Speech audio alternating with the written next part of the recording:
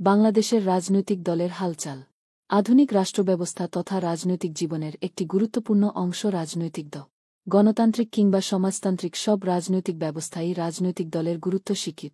বিভিন্ন সরকার ব্যবস্থায় রাজনৈতিক দলের প্রকৃতি, চারিত্রিক বৈশিষ্ট্য ও তাদের সামাজিক অর্থনৈতিক ভূমিকার মধ্যে ভিন্নতা থাকতে পারে। কিন্তু রাষ্ট্রীয় কাঠামো ও গণতান্ত্রিক প্রক্রিয়ায় ক্ষমতার পরিবর্তনের সঙ্গে রাজনৈতিক দল অঙ্গাঙ্গিভাবে জড়িত। প্রশ্ন হল, যে কেউ একটি রাজনৈতিক দলের ঘোষণা দিলেই কি তা রাজনৈতিক দল হিসেবে পরিগণিত হবে? সাধারণভাবে বলা যায়, রাজনৈতিক দল এমন এক সুসংগঠিত জনগোষ্ঠী যারা একটি রাজনৈতিক একক হিসেবে কাজ করে এবং রাষ্ট্র পরিচালনার ক্ষমতা লাভ করে নিজেদের নীতি ও কর্মসূচি বাস্তবায়ন করতে প্রয়াস পা। রাষ্ট্রবিজ্ঞানী এডমন্ড বার্ক রাজনৈতিক দলের সংজ্ঞা প্রদান করতে গিয়ে বলেছেন, রাজনৈতিক দল হল একটি সুসংগঠিত জনসমষ্টি যারা কোনো নির্দিষ্ট নীতির দ্বারা ঐক্যবদ্ধ হয় এবং যৌথ প্রচেষ্টার দ্বারা জাতীয় স্বার্থ রক্ষার চেষ্টা করে। রাজনৈতিক দলকে শুধু সরকারি ক্ষমতা দখলের জন্য উৎসুক সংগঠনরূপে গণ্য করলে ভুল করা হবে। রাজনৈতিক দলকে মূলত জাতীয় স্বার্থ পরিপূরণের জন্য গঠিত রাজনৈতিক সংগঠন হতে হবে। একটি সংগঠনকে রাজনৈতিক দলে পরিণত হতে হলে তার রাজনৈতিক সামাজিকীকরণের বিষয়টি অত্যন্ত গুরুত্বপূর্ণ। রাজনৈতিক সামাজিকীকরণ এমন একটি প্রক্রিয়া যার মাধ্যমে জনসাধারণের মননে সমাজ সম্পর্কে বিশেষ ভাবধারা, চিন্তা ও মূল্যবোধ সঞ্চারিত করা হয়। সুতরাং রাজনৈতিক সামাজিকীকরণ হল রাজনৈতিক দল ও রাজনৈতিক ব্যবস্থার মূল্যবোধ, মনোভাব এবং চিন্তাধারার আলোকে নাগরিকদের মনোজগত দীক্ষিত ও শিক্ষিত করার প্রক্রিয়া। এভাবে রাজনৈতিক কার্যাবলীতে উদ্বুদ্ধ করে রাজনৈতিক দল বিদ্যমান রাজনৈতিক মনোভাব, দৃষ্টিভঙ্গি ও বিশ্বাস দুই করতে অথবা নতুন মূল্যবোধ ও বিশ্বাস সঞ্চারে সাহায্য করে। ফলে রাজনৈতিক দলগুলো সামাজিকীকরণ প্রক্রিয়ার মাধ্যমে বিদ্যমান রাজনৈতিক সংস্কৃতির ভিত্তিকে দুই করে তার নির্বচ্ছিন্নতা বজায় রাখতে সাহায্য করে কিংবা প্রয়োজনমতো রাজনৈতিক সংস্কৃতির বিদ্যমান কাঠামোর পরিবর্তন করতে নাগরিকদের উদ্বুদ্ধ করে থাকে। একটি সংগঠনকে রাজনৈতিক দল হতে হলে তার মধ্যে সহিষ্ণুতার মনোভাব থাকতে হবে। অসাম্প্রদায়িকতা সেই সংগঠনের মূলমন্ত্র হতে হবে। সাম্প্রদায়িকতার ভিত্তিতে রাজনৈতিক দল গড়ে উঠলে তা দেশের জন্য মঙ্গলজনক হয় না। সংকীর্ণ মনোভাব সুস্থ রাজনৈতিক পরিবেশের অনুকূল নয়। দলের নেতাদের হতে হবে আদর্শস্থানীয় ব্যক্তি। দলের নেতা যদি আদর্শবান না হন, তাহলে কর্মীরাও আদর্শবান হয় না। ফলে দল হয় আদর্শ বিচ্যুত। রাজনৈতিক দলগুলোর মধ্যে আদর্শগত মতভেদ থাকতেই পারে, কিন্তু জাতীয় স্বার্থের প্রশ্নে একটি ন্যূনতম ক্ষেত্রে দলগুলোর মধ্যে অবশ্যই ঐকমত্য প্রয়োজন। কোনো দল ব্যক্তিগত স্বার্থ বা গোষ্ঠী স্বার্থের প্রতি বেশি মনোযোগী হলে সে দল প্রকৃতপক্ষে রাজনৈতিক দল হতে পারে না। উদাহরণস্বরূপ, রাষ্ট্র থাকলেই রাজনৈতিক দলের প্রশ্ন আসে।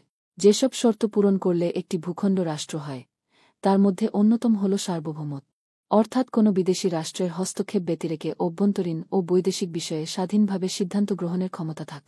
ওপরের মানদণ্ডগুলো বিবেচনায় নিলে রাজনৈতিক দল হিসেবে দাবিদার আমাদের দেশের অনেক সংগঠনই রাজনৈতিক দল নয়, কারণ এদের অনেকগুলোই হাতে গোনা কয়েকজন ব্যক্তিকে নিয়ে বিশেষ উদ্দেশ্যে গঠিত হয়েছে।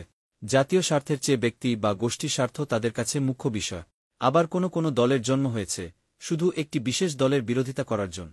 এরা মুখে যাই বলুক, জনসাধারণের স্বার্থ উপেক্ষা করে এরা বিশেষ এজেন্ডা বাস্তবায়নে বৃহত্তর ষড়যন্ত্রের যন্ত্রী হিসেবে কাজ করছে। ফলে এসব সংগঠন রাজনৈতিক দল নয়, কুচক্রী উপগোষ্ঠীতে পরিণত হয়েছে। রাজনৈতিক দলের দাবিদার এসব সংগঠন সামাজিক ও অর্থনৈতিক মঙ্গল সাধনের জন্য ব্যাপক কর্মসূচি গ্রহণ করে না, কিংবা জনসমর্থন লাভের জন্য ব্যাপক কর্মসূচি প্রচার করলেও ক্ষমতা লাভের পর সেই কর্মসূচি বাস্তবায়ন করে না। রাজনৈতিক দলের নির্দিষ্ট আদর্শ থাকে এবং সে আদর্শকে সামনে রেখে রাজনৈতিক দলের কর্মকাণ্ড নির্ধারিত হয়।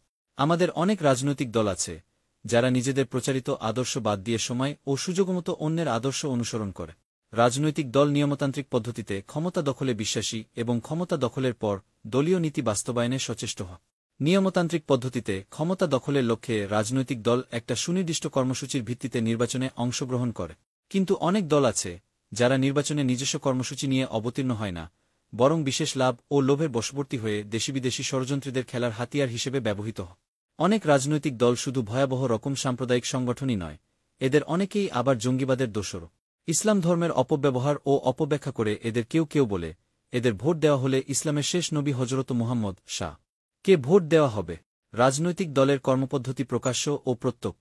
জনসাধারণ রাজনৈতিক দলের কার্যকলাপ সম্পর্কে সুস্পষ্টভাবে অবহিত থাক, কিন্তু আমাদের অনেক রাজনৈতিক দল বিদেশি রাষ্ট্রের কাছ থেকে অর্থ গ্রহণ করে তাদের এজেন্ডা বাস্তবায়নে গোপন মিশনে ব্রতী হয়, কিংবা বিদেশি রাষ্ট্রের দূতাবাসকে সমান্তরাল সরকার পরিগণিত করে সেখানে অভিযোগ দায়ের করে।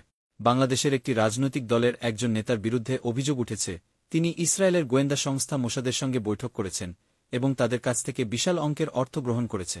গুরুতর এই অভিযোগ তার দল থেকেই উঠেছে। আরেকটি রাজনৈতিক দলের বিরুদ্ধে অভিযোগ, তারা দীর্ঘদিন ধরে বিদেশি রাষ্ট্রের কাছে লবিং করে রাষ্ট্রের আইনশৃঙ্খলা সংস্থার বিরুদ্ধে নিষেধাজ্ঞা আরোপে সক্ষম হয়েছে। সরকারের বিরুদ্ধে অর্থনৈতিক নিষেধাজ্ঞা দিতে জোর তদবির করছে। সরকারের ওপর চাপ সৃষ্টির লক্ষ্যে সেনাবাহিনীর জাতিসংঘ শান্তিরক্ষা মিশন ব্যাহত করতে তৎপরতা চালাচ্ছে। সরকারের বিরুদ্ধে নিষেধাজ্ঞা জাতীয় স্বার্থের বিরুদ্ধে নয় কি? বিএনপির একজন নেতা পত্রিকায় জানিয়েছেন, ৬টি ঘটনার জন্য ৪-৩ জনের বিরুদ্ধে বিভিন্ন দূতাবাসে অভিযোগ আনা হয়েছে। এর মধ্যে ৩ জন পুলিশ সদস্য। আওয়ামী লীগ, যুবলীগ ও ছাত্রলীগ নেতাকর্মী আছেন ১০ জন। এসব পুলিশ সদস্য ও সরকারি দলের নেতাদের নাম, পদবি এবং ঠিকানাও উল্লেখ করা হয়েছে চিঠিতে। তার মানে বিদেশি দূতাবাস এখন সমান্তরাল বাংলাদেশ রাষ্ট্র ও সরকার।